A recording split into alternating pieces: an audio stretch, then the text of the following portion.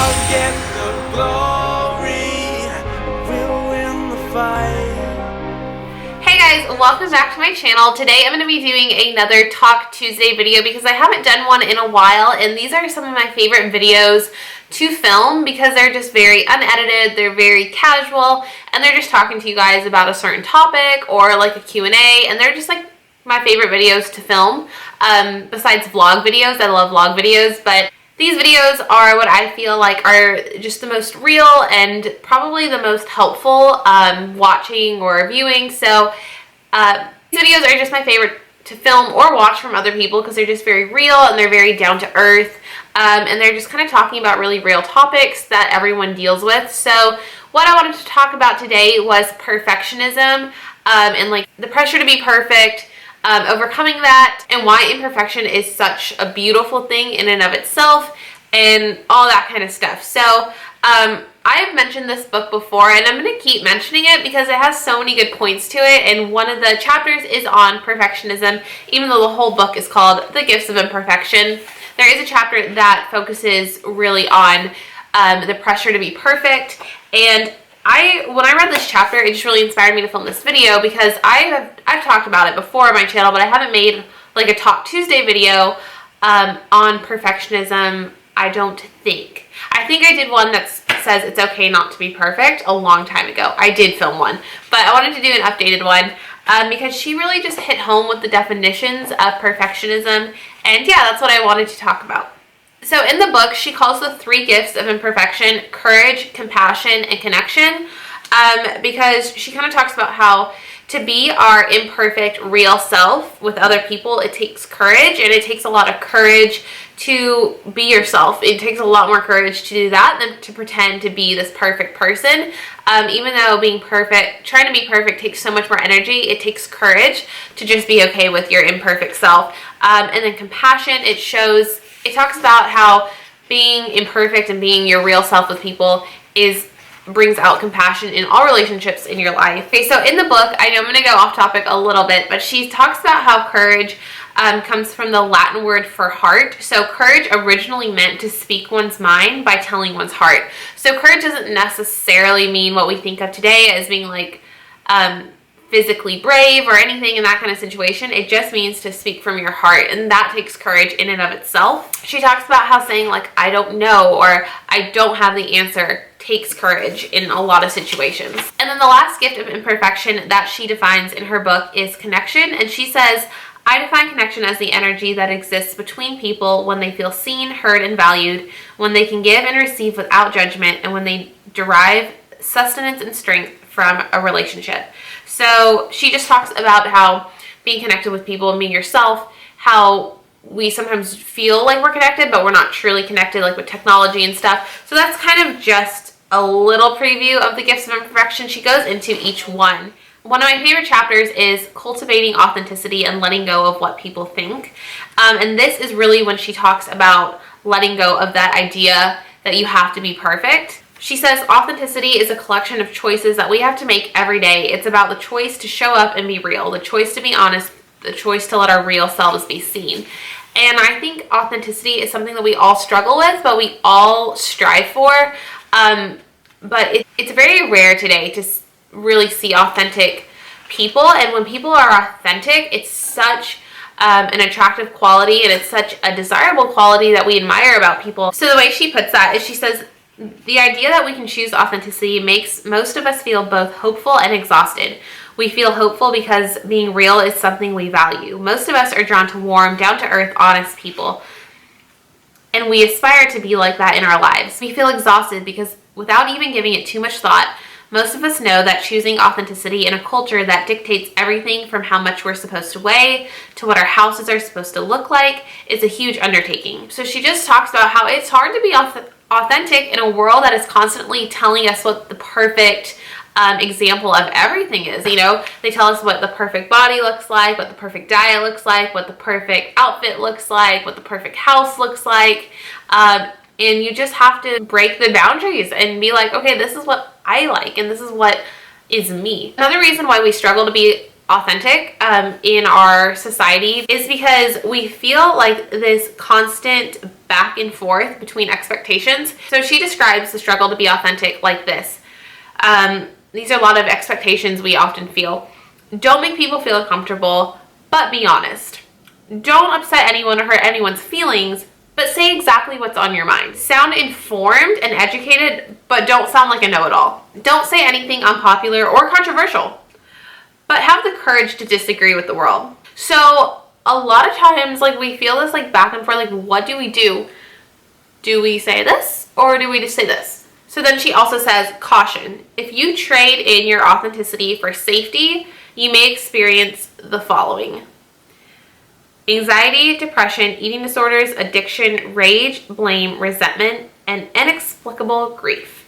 Okay, so now getting on to the chapter that is really about perfectionism is cultivating self-compassion and letting go of perfectionism.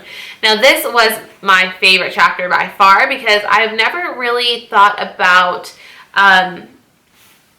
the true definition of perfectionism, and it may seem obvious, but until this chapter really changed my way of what I thought about it. So these 2 points really hit home for me. She says, perfectionism is not the same thing as trying to be your best. And that was like, oh my gosh, that may seem obvious, but like, we always want to strive to be our best, but we have to realize our best is not going to be perfect. So we can strive to be our best and push ourselves, but we cannot be focused on being perfect. And she says, perfectionism is not about healthy achievement and growth. Perfectionism is the belief that if we live perfect, if we look perfect, and if we act perfect, we can minimize or avoid the pain of blame, judgment, and shame. It's a shield. Perfectionism is a 20-ton shield that we lug around thinking that it will protect us when in fact the only thing that's really preventing us from taking flight. Wow. So I'm just going to link this book down below because y'all gotta read that again, but it just talks about how we think being perfect and striving to be perfect is gonna bring us all this happiness, but it's really the one thing that's holding us back. Then she says, perfectionism is not self-improvement. Perfectionism is at its core about trying to learn approval and acceptance. Most perfectionists were raised being praised for achievement and performance, grades, manners, rule following, people pleasing, appearance, sports.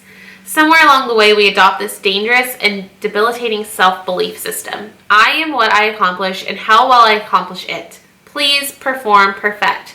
Healthy striving is self-focused. How can I improve?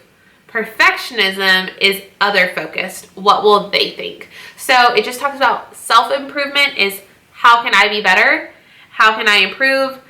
Perfectionism is based on what other people will view us as. So that is such a big thing that you have to differentiate from when you are trying to get better at something or trying to improve yourself.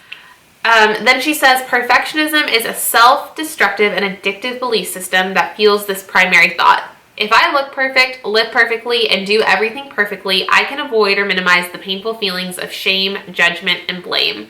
Wow. So it is a self-destructive and addictive belief system. So perfectionism for me manifested through my eating disorder when I was younger, and it shows up in everyone's lives in small ways. Like, we're always trying to look our best, and you want to look your best, but you shouldn't have an unhealthy view of it, and it shouldn't be trying to please other people or to be perfect. But for me, just an example, like with eating disorders, it is a self-destructive belief system that stems from perfectionism. Perfectionism is addictive because when we invariably do experience shame, judgment, and blame, we often believe it's because we weren't perfect enough, which isn't true. So rather than questioning the faulty logic of perfectionism, we become even more entrenched in our quest to live, look, and do everything just right. Feeling shamed, judged, and blamed, and the fear of these feelings are realities of the human experience. We're supposed to experience these things. They're not going to be fixed if we're perfect because we cannot even attain perfection. Perfectionism actually increases the odds that we'll experience these painful feelings and emotions and often leads to self-blame. It's my fault. I'm feeling this way because I'm not perfect and I'm not good enough. And then she says to overcome perfectionism, we need to be able to acknowledge our vulnerabilities and realize that pain, judgment, and shame are universal experiences that every human being feels. So one of my favorite acronyms in the book is dig deep. The D stands for get deliberate. The G stands for get inspired, and the last one is get going. And for the get going on perfectionism, she says, sometimes it helps me to wake up in the morning and tell myself, today I'm going to believe that showing up is good enough. And that quote has completely changed my way of thinking. Because so often, everything we do in the day is trying to be good enough at something and everything. And sometimes we have to realize that just showing up is good enough. And people that aren't perfectionists, that may not help them because, because maybe showing up isn't good enough and you need to push yourself more. But for me, I tend to be a perfectionist and that I worry about everything. And I'm always trying to do my best at everything. And I have to differentiate when I am doing it for myself or to try to be perfect, and just sometimes showing up is good enough. We put so much pressure on ourselves to get everything done and be something for everyone and look a certain way and do something a certain way and get perfect grades and everything, life be the perfect life, and we just try to make our life be perfect, and no one's life is perfect. You see people on social media and their life seems perfect and it's not. I got a comment on a YouTube video the other day. It was such a sweet comment, but it literally made me want to cry because I don't want people to think I'm perfect. This one girl was like, how do you balance everything in your life? You seem so busy but so calm and so perfect and this and that, and you always look put together and you never look like you're rushed or anything. And I'm like, you see my life on camera for 10 minutes in a video. You only see what I film. You don't see me when I'm mad. You don't see me when I cry. You don't see me when I'm rushing from point A to point B. Most of the time, you don't see me when I just wake up in the morning and I look like a mess. Sometimes you see me without makeup on, but most of the time you see me when I have a full face of makeup on, and the points that I can film, you don't see when I'm having a mental breakdown. You don't see when I'm sad.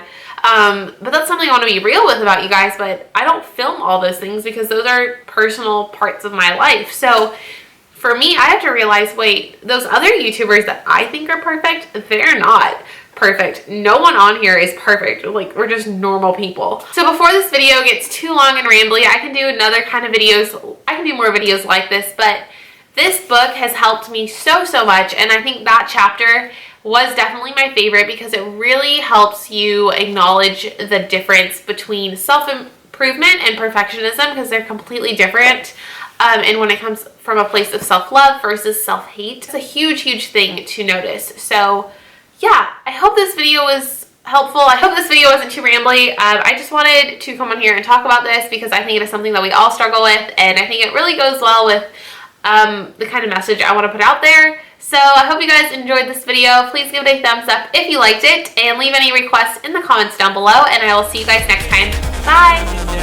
And if the stars should fade, abandoning the dark, you'll see me.